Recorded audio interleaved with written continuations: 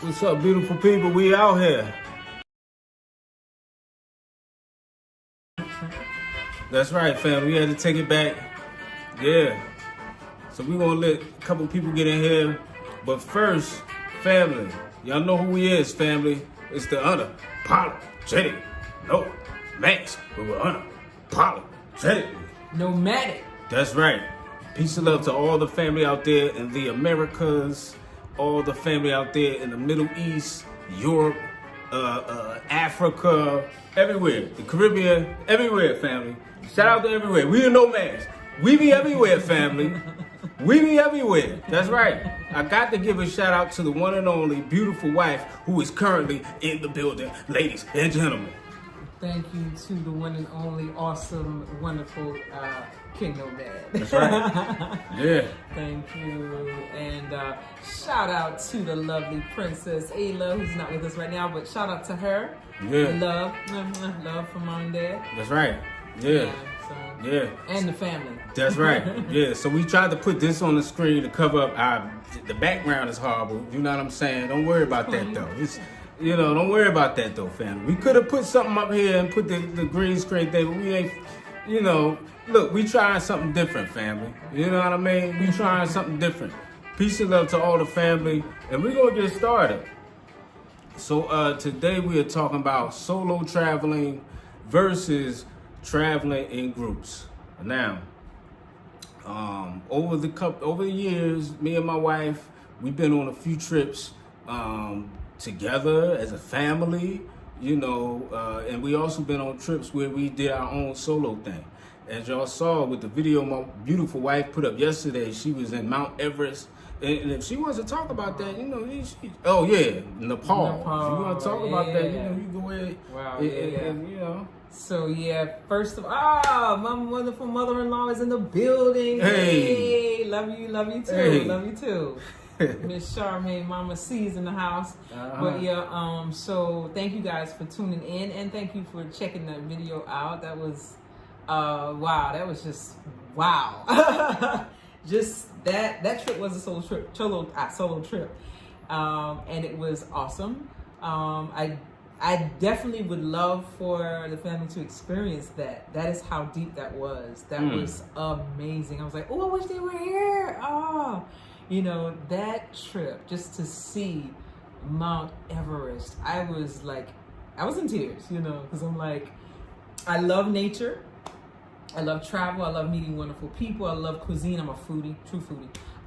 And nature, just to see the magnificent creations in nature for me is like, wow, and to see to get to the highest point on Mother Earth, that was everything. Just to see that was just magnificent. And I would love for more people to experience that. We grew up watching the science channels. I love National Geographic. Watching those channels like that and the nature shows and channels and stuff. And you're like, wow, you think you're only going to see that on TV, And I'm like, wow, I'm seeing this with my own eyes. That was absolutely astounding. Yeah. So that that was awesome, But again, I would love for my family to experience that. That's how awesome that was. Yeah. And the people there were just so wonderful and giving and kind, very kind from the heart, very, very kind, without even asking. A lot of things were just given to me, just very, very kind. Yeah. Cool. Yeah. Yeah, so one thing different about solo traveling and traveling with groups is that when you travel solo, things are a lot cheaper. So you have a lot more that you can do, like depending on your budget. Now, if you got big pockets, you can do whatever. Right. But if you have a budget, when you travel solo, you can pretty much do what you pretty much want to do. Right. You could take those plane trips. It ain't nothing to you. It'd be $100, $200, $300. But when you traveling with big groups, everybody's not paying for themselves. Say you traveling with a family, you got. Then you have to pay that $300 for a plane ticket. It'd be like $900. So it changes stuff up a little bit or more. It's most of the time more than that. I'm really lowballing it, but traveling with groups, it can be more expensive. If everybody's not paying for themselves, but if everybody's paying for themselves, then that's cool. Yeah. Now, one thing I've noticed with traveling by myself is that a lot of times, like you were saying, you experience things, but you don't have nobody to share that experience with but yourself. You know what I mean? So you can't like talk about it. It's sort of like watching a show or a movie by yourself, you know, and you know, the highlight of watching some shows is like talking about it with other people. Like if you watch Power or something, you know, it's cool to have that situation to yourself and that experience of watching it. But to actually talk about the show with people or watch it and experience that, it makes it more enjoyable. Right. One thing with traveling, as far as me, when I travel solo, like Ayla and my wife, they love to be in like hotels that are like plush. The bathroom got to be right. No. The bathroom got to be right. It can't be no janky bathroom, you know, as far as like going camping or sleeping outside in a tent and stuff like that, that's not gonna happen with them. They're not gonna do that. How you know that? It could be a glamping. You would sleep in a tent. If it zips up, yeah. If it zips up, yes. In a tent. In a tent. In a country that got snakes around. If it zips up, that's why I said it zips up. Not snakes. She's hyping it up for the camera family. I don't do snakes. Yeah. But if you like, you know, like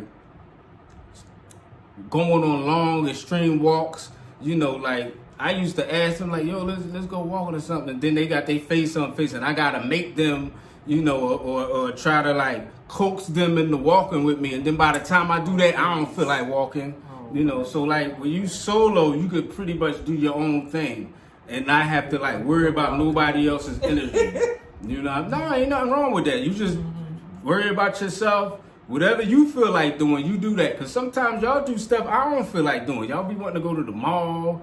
You go shopping. Y'all be in stores like 2 hours. It take them like 2 hours to do something. I could do in like 2 minutes. Yeah, well, see, I go in there, see what I want, grab it, and leave. So, ladies, we do what's called comparison shopping. We have to compare prices. We don't just grab stuff off the rack like that's what I do. Y'all just go in there and grab something off the rack. Don't know what it's hitting for. Grab it and go. If it's the best deal, because you can go to another store and find something similar a lot less. That's how we shop. Women, we do that.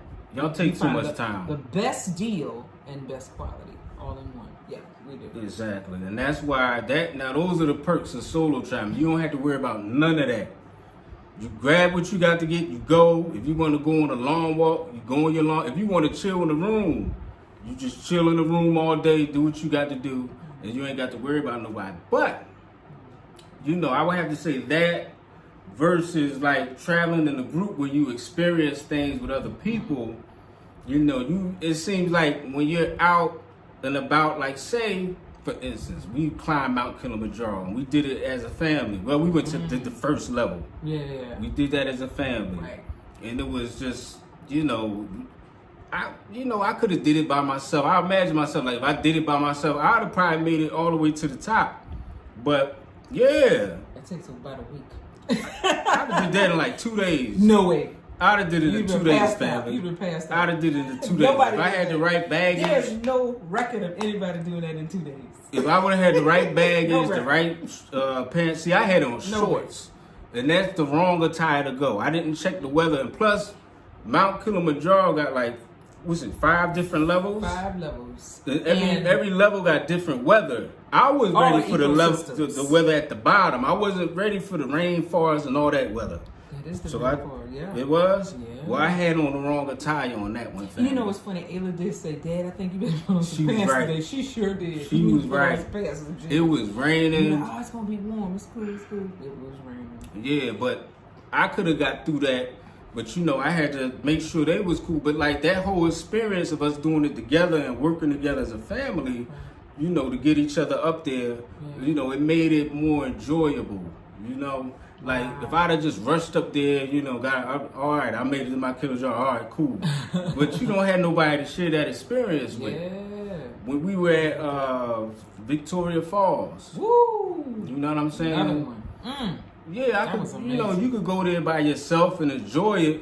Know what I mean? And I'm going to jump in right here. So those types of moments are moments that it's like almost like once in a lifetime type moments, and you want people to experience that. Special people that are special to you, for me, to experience that also, because it's like, wow, you know, because remember when we were driving up, we started to see Mount Kilimanjaro, and I think the driver stopped the car. We were able to get out. He let us get out, take pictures. We was like, yeah. I was like, wow, it was so beautiful. Oh my, I couldn't even believe I was looking at it. You know, that's another thing. You've seen those things in textbooks and on television. You're like, I will never see. I wish one day I'd be able to see it. And we saw that, you know, and was able to experience it together. That was amazing. That was amazing. Yeah. And for me, I did get elevation sickness now, and that happens to quite a few people. Like, I was born and raised in what's called the Low Country, and it's not just called the Low Country for no reason. It's like the elevation, I forgot what it is, below sea level. But I grew up and my body's acclimated to that kind of climate in that area, in that region of the country. So, you know, you grow up in areas where the elevation is a lot higher, your body is used to that. You know what I mean? Yeah. So for me, Ayla and Aaron, it was fine. For me, when you get elevation sickness, it feels like somebody put a cinder block on your chest. And you're trying to move with the cinder block on your chest. And it's like, whoa, what is this? You know? But shout out to our tour guide we had 2 tour guides. So he stayed back with me. And they went ahead, and I was able to make it. Everybody was like, "Oh, she gonna make it? She gonna make it?" I said, "Just go ahead. Don't let me hold you up." And so I did make it up to the first level. That's where we stopped. It was awesome, though. I was just like, "I'm gonna go. I'm gonna do it. I'm gonna do it. I'm gonna do it." You know, and I did it. So I'm proud of myself. And I know it could be dangerous, but he advised me to take my time. And we stopped every 5 minutes so I can get my breath and everything. Shout out to Homes Away from Homes. I think Home Away from Home said that, my mom just climbed Mount Kilimanjaro for the 3rd time last month. That's awesome. That is an enormous feat, because that mountain is massive. Yeah, hold on, I think we got a weak connection here, family. Let us know if our connection is weak or something. Are we good, guys? Give us a thumbs up if everything is good. The sound. If everything is coming through, let us know. Like it says the network or something is unstable. Let me try something. We're going to be right back, family. Let's see. I think it's fine. If everything is back. Good. Transmission is unstable. It keeps saying our transmission is unstable. Hopefully we back. We just heard ourselves, so I think we're good. All right. Yeah, but another thing my wife mentioned was when she said she stopped to take pictures of Mount Kilimanjaro. Now, I hate stopping and taking pictures, family. So that's another thing good about solo traveling. You don't have to be stopped. You can just do your own thing for the most part. It's like a good and bad thing with solo traveling. Now, when you solo travel to Nepal, how did that feel? Because I know that was probably your first time going to a different country by yourself. Like, how was that experience? I was nervous, but then what happened was when I boarded the flight, I was like, oh my goodness, I hope this is going to be a good experience. I hope the people are nice. And lo and behold, they were amazing. I was on the flight. I was the only person that looked like me on the flight. Everybody else, I think, was from there. And when we landed and you're collecting your luggage from the overhead bins, a few people turned around and were like, welcome to Nepal. I was like, oh my goodness. It was like, wow. I didn't expect that. And everybody after that started passing me and saying, welcome to Nepal, welcome to Nepal. And then I said, and one lady was like, come on, come on. And I was like, wow. I said, I'm coming, let me get my things. And when I got in the airport, this wonderful lady just walks up to me and helped me figure out how they use this like computer kind of system against the wall to apply for your visa. And she walked up and helped me do that. And I didn't even ask for help. She walked up, she was like, no, let's do it this way. This is the quick way. Mm-hmm. I was typing things in and she said, no, you just scan. And I'm like, whoa, just scan my passport. They were just super helpful without even asking, didn't ask for anything. And then she was on her way. And I'm like, wow, that was awesome. So from the time I landed, I felt welcome. It was wonderful, and it was an easy process. So from that point, I knew it was going to be a great trip because I'm like, wow, they're some awesome people. You know what I mean? Very, very nice. And pleasant. You know what I mean? So I was good after that because at first I was a little nervous, because I'd never traveled by myself except for in the U.S. when I lived there. But yeah, that was awesome. And then, man, I was just greeted so warmly at my hotel. I was given discounts. I was like, man, this is awesome. And people didn't know who I was. It was just genuinely just really nice people. Cool. Yeah. So Charlotte Jackson says, the surreal moments in life are the most momentous. That's a serious word that you use right there. Yeah, momentous. When shared with others, traveling solo, I can be magical. It could be magical as well.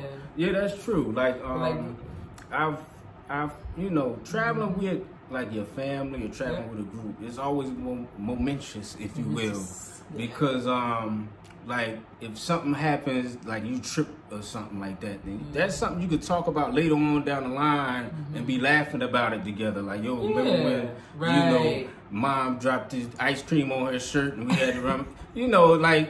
It's just stuff you can laugh at later on. And it's like, you create memories. Yeah, and you by yourself, you don't have anything to share anybody. If you by yourself all the time, you don't have any memories to share. You're just explaining things to people. But if you have something to share, I agree. You have moments to share and talk about when you're older or whatever, and share it with your children. You could laugh and talk with them. But that's important. Being able to have moments that you create that you can share later on in life. It's very very important. That's true. Now, when I was in Peru, I had a lot of like things that I did there, like a lot of things that I've never done before. Fasting and things like that. Just like working on myself, kind of things. But I don't have nobody to really share that with, other than the people I was with down there, and a lot of them don't even speak English. You know what I mean? So it's like I have that, but that's really like.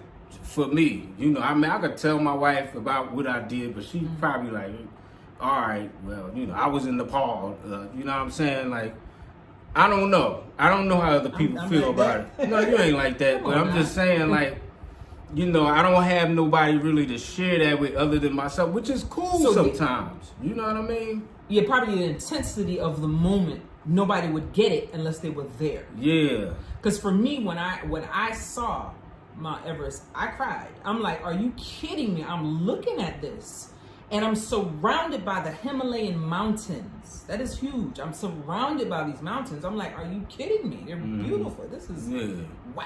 It's beautiful. So just experiencing that, and then like, I wish they could see this. This is like, wow, this is amazing.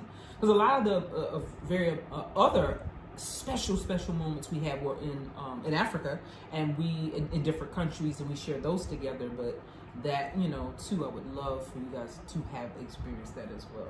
Yeah, definitely. Speaking about groups and traveling, we have a group trip coming up, and we're going to be hitting 2 countries. The 2 countries we decided on is Zambia and Zimbabwe. That's right. Zambia and Zimbabwe. So get ready, those who want to travel with the Nomads. We're getting the final things put together, the packages and whatnot. So one more day or 2, and we'll have everything together, and we will shoot that out and make an announcement and let you know what's up. We had a few people contact us already, like, yes, I want to travel with you guys. I'm so hyped. Yeah. Good. That's awesome. We cannot wait to link with some of you who've already reached out to us. That's I right. think it's going to be awesome. It's going to be awesome. And we're still getting things together, but expect that real soon. We're going to put it in a community tab, and also, we're going to be shouting it out on the channel and things of that nature, family. So we really going to have a good time. Hopefully Ayla could come out, and my mom will probably be there too. It's going to be a family affair. All the Nomads are going to be in the building, so definitely you're going to want to check that out, family. That's right. Absolutely. It's the unapologetic Nomad trip to Zambia and to Zimbabwe, family. So we're going to be doing all the things that y'all saw us do in Zambia. That's right, and a little bit more. We're going to take it a step further. We almost got everything straight, so like this weekend, hopefully we'll have everything good with the prices and everything. so that we could definitely throw. See, now my mom's in the building. She said she will be there. We'll be in the building. Y'all gonna want to check that out. You know what I'm saying? So that's good. We already have a few people who are like, I'm ready. I'm putting my money aside and getting ready. That's what's up. So, and if we have enough people, one thing that I really want to do is. Because we had fun when we did that, the big hamburger eating contest, the cheeseburger eating contest. I want to see if I can find a picture. I want to see, I want to have a couple groups and we want to see who could eat the most out of that hamburger. I think that'll be really fun. And you know, it's just so much to do.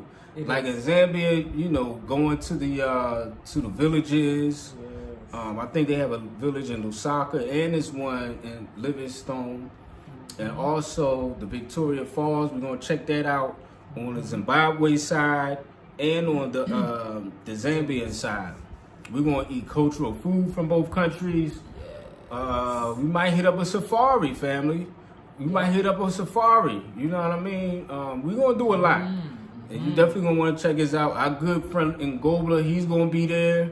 So you know, it's gonna be a nice time, family. We're gonna be dropping jewels on, you know, the whole nomadic experience. And you actually get to meet us in person if you never met us before.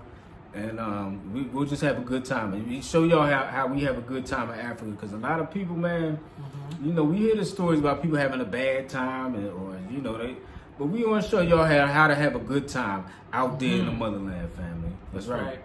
That's right.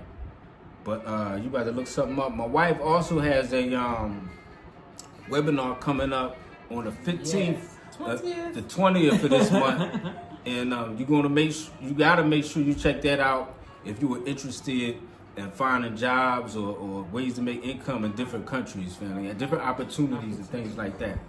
Yeah, absolutely. That's right.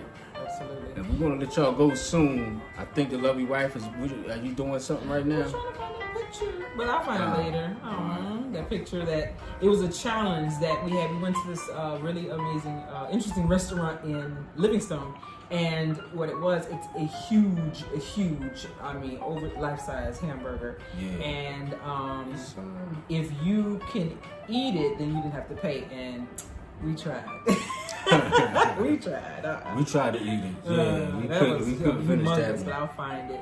Yeah, but nonetheless, it was fun trying. That was fun. Yeah, and there's a lot of stuff to do there. Like Zambia is a cool country. Yeah. We really enjoyed Zambia, and we didn't want to leave. They had to really kick us out. You know what I'm saying? To get us to leave Zambia. So with that, go ahead. And last thing, the webinar that he mentioned earlier is Unlocking International Opportunities, Strategies for Securing Lucrative Jobs Abroad. And so I'm going to be dropping some gems, a lot of gems on April the 20th. And for me, that's 8 p.m., the General Standard Time. For you guys on the East Coast, it's 12 p.m. noon on a Saturday. That's a Saturday. And I think the Mountain Standard Time would be 9 a.m. So go ahead and sign up. And I'll put the link in the description when we finish. And also, it's on our website, unapologeticnomads.com. And you'll see the link there for signing up for the upcoming webinar. Sign up there. You are going to register. There's a registration form, and then there's a payment link. So there's two things on that same page, and it should be easy read. Go ahead and fill that out. And I look forward to seeing those of you who have signed up on April the 20th. Definitely. So those of you who are looking for opportunities, looking for tax-free income, ways to make tax-free income, let me say that again, tax-free income, and benefits for yourself as well as your family and other goodies. So I'm going to share a lot of information on April 20th with those who are interested. That's right. Also, shout out to South Africa. Shout out to Top Channel 1. Does Zambia have mukeke now?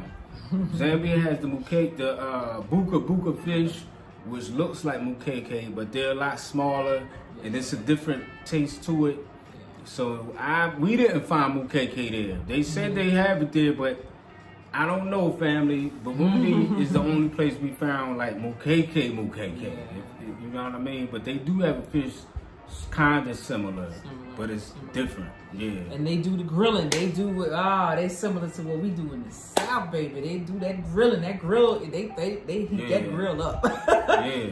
what is it, T-bone steaks? T-bone T-bone steaks. steaks for days. T-bone steaks, chicken and beef and stuff. Everything. Fish. Ribs. Oh man. Yeah, they be having everything. They there. love We the gonna have a grill. good time. Yeah, I like their. And then Shima. I like the Shima. We gonna Shima's try nice. the Shima. We gonna try everything, the veggies, family. The veggies. And we're gonna get a lot of footage Yeah. to where we get your real reactions of things. You know, those who want to be filmed, because everybody don't have to be filmed. Right. But we're gonna have a good time, family. We love y'all, Yep. and we appreciate y'all, family. And we the unapologetic nomads, and we unapologetic. Nomadic. All right, family, peace. Peace.